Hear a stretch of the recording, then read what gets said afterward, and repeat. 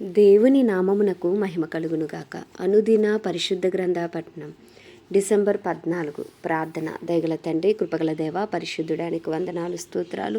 గడిచిన దినములన్నీ నీ కృపలో జ్ఞాపకం చేసుకుని మరి ఒక నూతన దినము మా జీవితాల్లో మీరు ప్రవేశపెట్టినందుకు నీకు వందనాలు, స్తోత్రాలు. ప్రభా, ఈ దినం వాక్యం చదువుతుండగా నీ ఆత్మతో నింపి నడిపించండి నాయన. వినిన వాక్యం హృదయాల్లో నాటబడటానికి, రక్షణార్థంగా మార్చడానికి నాయన మీరు కృప చూపమని, రాతి గుండెలను మాంసపు గుండెలుగా మార్చమని, మనోనేత్రాలు తెరవమని ఈ చిన్ని ప్రార్థన మనవిని పాద సన్నిధికి చేర్చుకోమని యేసుక్రీస్తు అతి పరిశుద్ధ నామంలో అడిగి వేడుకొంచున్నాం మా పరమ తండ్రి. ఆమేన్.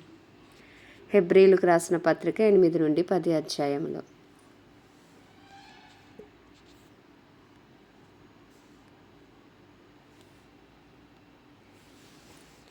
మేము వివరించుచున్న సంగతులలోని సారాంశమేదనగా, మనకు అట్టి ప్రధాన యాజకుడు ఒకడున్నాడు. ఆయన పరిశుద్ధాలయమునకు అనగా మనుష్యుడు కాక ప్రభువే స్థాపించిన నిజమైన గుడారమునకు పరిచారకుడై పరలోకమందు మహామహుని సింహాసనమునకు కుడిపార్శ్వమున ఆసీనుడాయను. ప్రతి ప్రధాన యాజకుడు అర్పణలను బలులను అర్పించుటకు నియమింపబడును. అందుచేత అర్పించుటకు ఈయనకు ఏమైనా ఉండుట అవశ్యము. ధర్మశాస్త్ర ప్రకారము అర్పణలు అర్పించువారున్నారు గనుక ఈయన భూమి మీద ఉన్న ఎడల యాజకుడై ఉండడు. మోషే గుడారము అమర్చబోయినప్పుడు కొండ మీద నీకు చూపబడిన మాదిరి చొప్పున సమస్తమును చేయుటకు జాగ్రత్త పడమని దేవుని చేత హెచ్చరింపబడిన ప్రకారము ఈ యాజకులు పరలోక సంబంధమగు వస్తువుల ఛాయారూపకమైన గుడారమునందు సేవ చేయుదురు. ఈయన అయితే ఇప్పుడు మరి ఎక్కువైన వాగ్దానములను బట్టి నియమింపబడిన మరి ఎక్కువైన నిబంధనకు మధ్యవర్తి అయి ఉన్నాడు గనుక మరి శ్రేష్టమైన సేవకత్వము పొంది ఉన్నాడు. ఏలయనగా ఆ మొదటి నిబంధన లోపము లేనిదైతే రెండవ దానికి అవకాశం ఉండనేరదు. అయితే ఆయన ఆక్షేపించి వారితో ఇలాగ చెప్పుచున్నాడు. ప్రభువు ఇట్లనెను, ఇదిగో ఒక కాలము వచ్చిచున్నది, అప్పటిలో ఇశ్రాయేలు ఇంటివారితోనూ యూదా ఇంటివారితోనూ నేను కొత్త నిబంధన చేయుదును. అది నేను ఐగుప్తు దేశంలో నుండి వీరి పితరులను వెలుపలికి రప్పించుటకే వారిని చెయ్యి పట్టుకొనిన దినమున వారితో నేను చేసిన నిబంధన వంటిది కాదు. ఏమనగా వారు నా నిబంధనలో నిలవలేదు గనుక నేను వారిని అలక్ష్యము చేసిదనని ప్రభు చెప్పుచున్నాడు. ఆ దినములైన తర్వాత ఇశ్రాయేలు ఇంటి వారితో నేను చేయబో నిబంధన ఏదనగా, వారి మనస్సులో నా ధర్మవిధులను ఉంచెదను, వారి హృదయముల మీద వాటిని వ్రాయుదును. నేను వారికి దేవుడనై ఉందును, వారు నాకు ప్రజలై ఉందురు. వారిలో ఎవడునూ ప్రభువును తెలుసుకొనుడని తన పట్టణమునకైనను తన సహోదరునికైనను ఉపదేశము చేయుడు. వారిలో చిన్నలు మొదలుకుని పెద్దల వరకు అందరూ నన్ను తెలుసుకుందరు. నేను వారి దోషముల విషయమే దయగలిగి వారి పాపములనికను ఎన్నడను జ్ఞాపకం చేసుకొనని ప్రభువు సెలవిచ్చుచున్నాడు. ఆయన క్రొత్త నిబంధన అని చెప్పుట చేత మొదటిది పాతదిగా చేసి ఉన్నాడు. ఏది పాతగిలి ఉడిగిపోవునో అది అదృశ్యమగుటకు సిద్ధముగా ఉన్నది. 9వ అధ్యాయము. మొదటి నిబంధనకైతే సేవా నియమములను ఈ లోక సంబంధమైన పరిశుద్ధ స్థలమును ఉండెను. ఎలాగనగా మొదట ఒక గుడారం ఏర్పరచబడెను, అందులో దీపస్తంభమును బల్లయు దాని మీద ఉంచబడిన రొట్టెలను ఉండెను. దానికి పరిశుద్ధ స్థలమని పేరు. రెండవ తెర కావల అతి పరిశుద్ధ స్థలమును గుడారం ఉండును. అందులో సువర్ణ ధూపార్తియు అంతటను బంగారు రేకులతో తాపబడిన నిబంధన మందసము ఉండెను. ఆ మందసములో మన్నాగల బంగారు పాత్రయు చిగురించిన అహరోను చేతికర్రయు నిబంధన పలకలను ఉండును. దానిపైన కరుణాపీఠమును కమ్ముకొనుచున్న మహిమగల కెరూబులు ఉండెను. వీటిని గూర్చి ఇప్పుడు వివరముగా చెప్పవలపడదు. ఇవి ఇలాగ ఏర్పరచబడినప్పుడు యాజకులు సేవ చేయుచు నిత్యమును ఈ మొదటి గుడారములోనికి వెలుదురు గాని సంవత్సరంలోకి ఒక్కసారి మాత్రమే ప్రధాన యాజకుడు ఒక్కడే రక్తము చేత పట్టుకుని రెండవ గుడారంలోనికి ప్రవేశించును. ఆ రక్తము తన కొరకును ప్రజల అజ్ఞాన కృతముల కొరకును అతడు అర్పించును. దీనిని బట్టి ఆ మొదటి గుడారం ఇంకా నిలుచుచుండగా అతి పరిశుద్ధ స్థలంలో ప్రవేశించు మార్గము బయలుపరచబడలేదని పరిశుద్ధాత్మ తెలియజేయుచున్నాడు. ఆ గుడారము ప్రస్తుత కాలమునకు ఉపమానముగా ఉన్నది. ఈ ఉపమాన అర్థమును బట్టి మనస్సాక్షి విషయములో ఆరాధకునికి సంపూర్ణ సిద్ధి కలగజేయలేని అర్పణలను బలులను అర్పింపబడుచున్నవి. ఇవి దిద్దుబాటు జరుగు కాలము వచ్చే వరకు విధింపబడి అన్నపానములతోనూ నానా విధములైన ప్రక్షాళనలతోనూ సంబంధించిన శరీర ఆచారములు మాత్రమై ఉన్నవి. అయితే క్రీస్తు రాబోచున్న మేలుల విషయమే ప్రధాన యాజకుడిగా వచ్చి తానే నిత్యమైన విమోచన సంపాదించి హస్తకృతము కానిది అనగా ఈ సృష్టి సంబంధము కానిదియు మరి ఘనమైనదియు పరిపూర్ణమైనదియు నైన గుడారము ద్వారా మేకల యొక్కయు కోడెల యొక్కయు రక్తముతో కాక తన స్వరక్తముతో ఒక్కసారే పరిశుద్ధ స్థలములో ప్రవేశించెను. ఏలయనగా మేకల యొక్కయు ఎడ్ల యొక్కయు రక్తమును మైలపడిన వారి మీద ఆవుదూడ బూడిద చల్లుటయు శరీర శుద్ధి కలుగునట్లు వారిని పరిశుద్ధపరిచని ఎడల నిత్యుడగు ఆత్మ ద్వారా తాను దేవునికి నిర్దోషినిగా అర్పించుకున్న క్రీస్తు యొక్క రక్తము నిర్జీవ క్రియలను విడిచి జీవము గల దేవుని సేవించుటకు మీ మనస్సాక్షిని ఎంతో ఎక్కువగా శుద్ధి చేయను. ఈ హేతువు చేత మొదటి నిబంధన కాలములో జరిగిన అపరాధముల నుండి విమోచనము కలుగుటకై ఆయన మరణము పొందినందున పిలువబడిన వారు నిత్యమైన స్వాస్థ్యమును గూర్చిన వాగ్దానమును పొందు నిమిత్తము ఆయన క్రొత్త నిబంధనకు మధ్యవర్తి అయి ఉన్నాడు. మరణ శాసనం ఎక్కడ ఉండునో అక్కడ మరణ శాసనము రాసిన వాని మరణము అవశ్యము.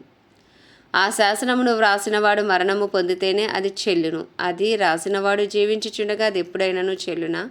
ఇందుచేత మొదటి నిబంధన కూడా రక్తము లేకుండా ప్రతిష్ఠింపబడలేదు. ధర్మశాస్త్ర ప్రకారము మోషే ప్రతి ఆజ్ఞను ప్రజలతో చెప్పిన తరువాత ఆయన నీళ్లతోనూ రక్తవర్ణము గల గుర్రబొచ్చుతోనూ హిస్సోపుతోనూ కోడెల యొక్కయు మేకల యొక్కయు రక్తమును తీసుకొని దేవుడు మీ కొరకు విధించిన నిబంధన రక్తం ఇది అని చెప్పుచు గ్రంథం మీదను ప్రజలందరి మీదను ప్రోక్షించెను. అదే విధముగా గుడారం మీదను సేవా పాత్రలన్నిటి మీదను ఆ రక్తమును ప్రోక్షించెను.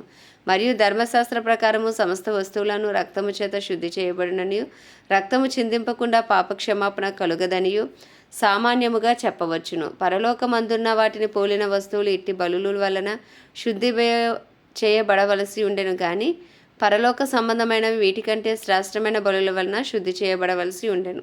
అందువలన నిజమైన పరిశుద్ధ స్థలమును పోలి హస్తకృతమైన పరిశుద్ధ స్థలములలో క్రీస్తు ప్రవేశింపలేదు కానీ ఇప్పుడు మన కొరకు దేవుని సముఖమందు కనబడుటకు పరలోకమందే ప్రవేశించెను. అంతేకాదు ప్రధాన యాజకుడు ప్రతి సంవత్సరము తనది కాని రక్తము తీసుకుని పరిశుద్ధ స్థలములోనికి ప్రవేశించినట్లు ఆయన అనేక పర్యాయములు తాను అర్పించుకొనుటకు ప్రవేశింపలేదు. అట్లైన ఎడల జగత్తు పునాది వేయబడినది మొదలుకుని ఆయన అనేక పర్యాయములు శ్రమపడవలసి వచ్చును. అయితే ఆయన యుగముల సమాప్తి అందు తానే బలిగా అర్పించుకొనుట వలన పాప నివారణ చేయుటకై ఒక్కసారే ప్రత్యక్షపరచబడెను. మనుషులు ఒక్కసారే మృతి పొందవలనని నియమింపబడెను. ఆ తర్వాత తీర్పు జరుగును. అలాగుననే క్రీస్తు కూడా అనేకుల పాపములను భరించుటకు ఒక్కసారి అర్పింపబడి తన కొరకు కనిపెట్టుకొని ఉండేవారి రక్షణ నిమిత్తము పాపము లేకుండా రెండవసారి ప్రత్యక్షమగును. 10వ అధ్యాయము. ధర్మశాస్త్రము రాబోచున్న మేలుల చేయగలదియే గాని ఆ వస్తువుల నిజస్వరూపము గలది కాదు గనుక ఆ యాజకులు ఏటేటా ఎడతెగకుండా అర్పించు ఒక్కటే విధమైన బలులు వాటిని తెచ్చువారికి ఎన్నడూనూ సంపూర్ణ సిద్ధి కలగజేయ నేరవు. అలాగు చేయగలిగినేడలా సేవించువారు ఒక్కసారి శుద్ధపరచబడిన తర్వాత వారి మనస్సాక్షికి పాప జ్ఞప్తి ఇకను ఉండదు గనక వాటిని అర్పించుట మానుదురు కదా. అయితే ఆ బలులు అర్పించుట చేత ఏటేటా పాపములు జ్ఞాపకమునకు వచ్చుచున్నవి. ఏలయనగా ఎడ్ల యొక్కయు మేకల యొక్కయు రక్తము పాపములను తీసివేయట అసాధ్యము. కాబట్టి ఆయన ఈ లోకమందు ప్రవేశించినప్పుడు ఇలాగూ చెప్పుచున్నాడు, బలియు అర్పణయు నీవు కోరలేదు కానీ నాకు ఒక శరీరం అమర్చితివి. పూర్ణ హోమములను పాప పరిహారార్థ బలులను నీకు ఇష్టమైనవి కావు. అప్పుడు నేను గ్రంథపు చుట్టలో నన్ను గూర్చి వ్రాయబడిన ప్రకారము దేవా నీ చిత్తము నెరవేర్చకు ఇదిగో నేను వచ్చి ఉన్నానంటివి. బలులు అర్పణలు పూర్ణ హోమములు పాప పరిహారార్థ బలులను నీవు కోరలేదనియు అవి నీకు ఇష్టమైనవి కావనియు పైన చెప్పిన తర్వాత ఆయన నీ చిత్తము నెరవేర్చకు ఇదిగో నేను వచ్చి ఉన్నానని చెప్పుచున్నాడు. ఇవన్నీ ధర్మశాస్త్రము చొప్పున అర్పింపబడుచున్నవి. ఆ రెండవ దానిని స్థిరపరచుటకు మొదటి దానిని కొట్టివేయుచున్నాడు. యేసుక్రీస్తు యొక్క శరీరము ఒక్కసారి అర్పింపబడుట చేత ఆ చిత్తమును బట్టి మనము పరిశుద్ధపరచబడి ఉన్నాము. మరియు ప్రతి యాజకుడు దినదినము సేవ చేయుచు పాపములను ఎన్నటికీ తీసివేయలేని ఆ బలులనే మాటిమాటికి అర్పించుచూ ఉండును. ఈయన అయితే పాపముల నిమిత్తమే సదాకాలము నిలుచు ఒక్క బలిని అర్పించి అప్పటి నుండి తన శత్రువులు తన పాదములకు పాదపీఠముగా చేయబడు వరకు కనిపెట్టుచు దేవుని కుడిపార్శ్వమున ఆసీనుడాయను.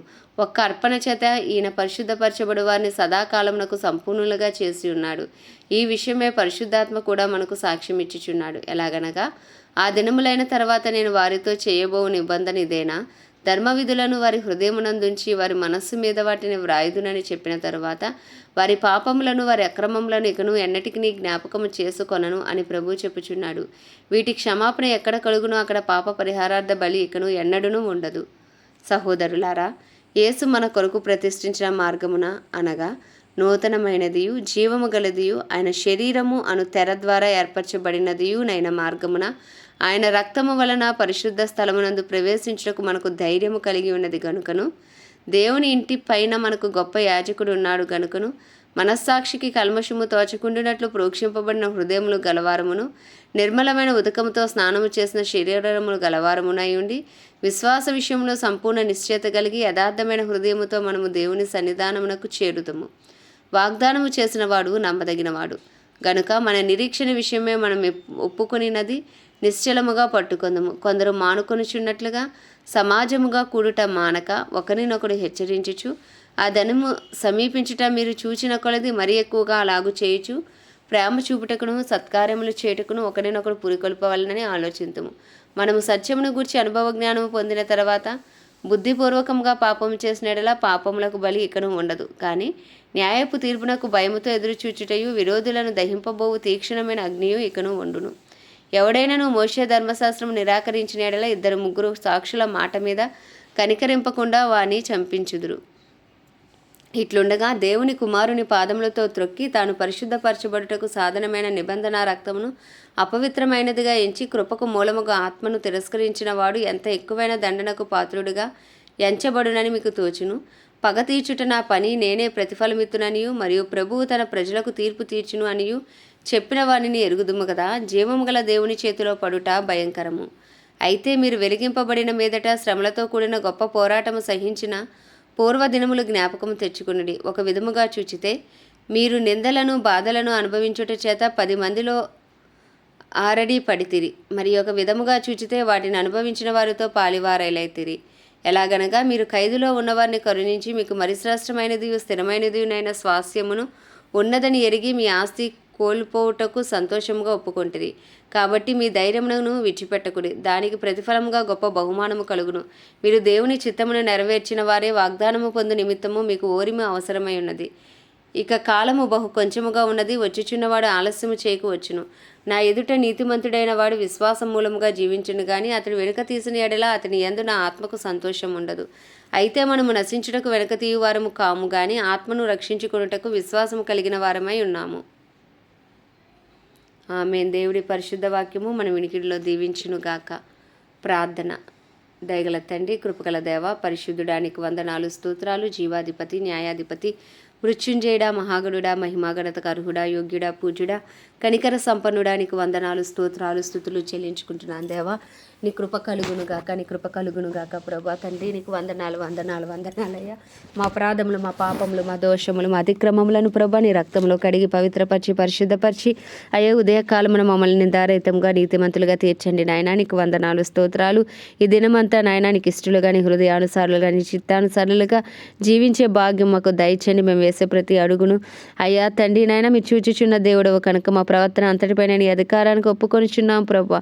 నీ కృపలో మమ్మల్ని బలపరచండి. సమయము అతి తక్కువగా ఉన్నది నాయన. ప్రతి ఒక్కరూ ప్రభా ఆత్మయందు తీవ్రత కలిగి నాయన ప్రార్థించేవారిగా, నాయన పరిచర్య చేసేవారిగా ప్రభా, నీ రాజ్యమును కట్టేవారిగా నాయన మమ్మల్ని అందరినీ మీరు ఉంచమని ప్రార్థిస్తున్నాం ప్రభా. నీకు వందనాలు, స్తోత్రాలు.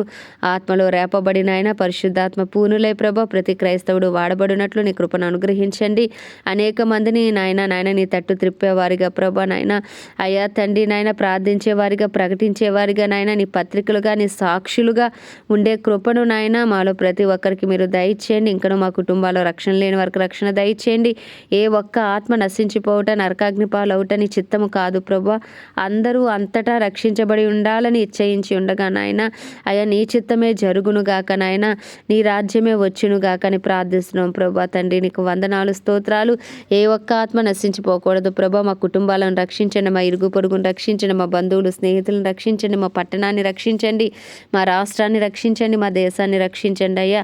144 కోట్ల భారతదేశ ప్రజలకు గొప్ప రక్షణ దయచేయండి. మనోనేత్రాలు వెలిగించండి నాయన. ఇంకను సువార్త అందని గ్రామాలు, ప్రాంతాలు, పట్టణాలు పట్టబడినట్లు నాయన సువార్తకులు లేపండి అయ్యా.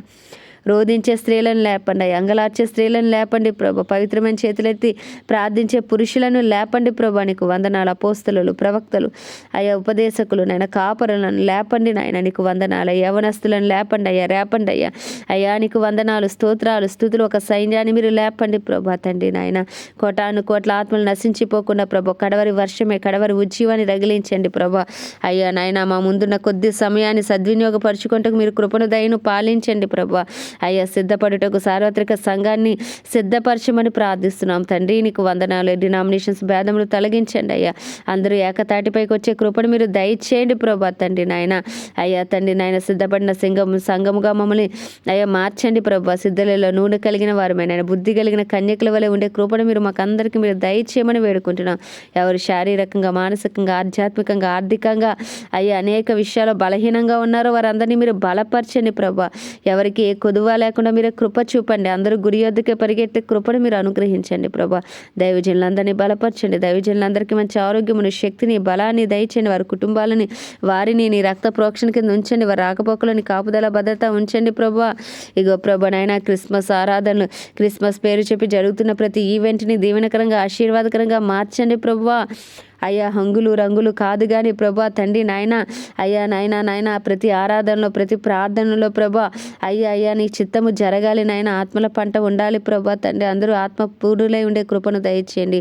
అనేక ఆత్మలు నాయన క్రిస్మస్ పేరు చెప్పి నాయన రక్షించబడటానికి మీరే కృపను చూపమని ప్రార్థిస్తున్నాం ప్రభా నాయన. ప్రపంచ దేశాలన్నింటినీ కూడా మీ హస్తాలకు అప్పచెప్పుకుంటున్నాం. వాటిని పరిపాలిస్తున్న రాజులు, వారి కింద పనిచేసిన అధికారులను నీ హస్తాలకు అప్పచెప్పుకుంటున్నాం. నీతి న్యాయంతో పరిపాలించడానికి కావాల్సిన జ్ఞానము, బుద్ధిని అయ్యా మీరు దయచేయండి. వివేచన మీరు దయచేయండి నాయన. సమస్త మానవాళికి గొప్ప రక్షణ దయచేయండి.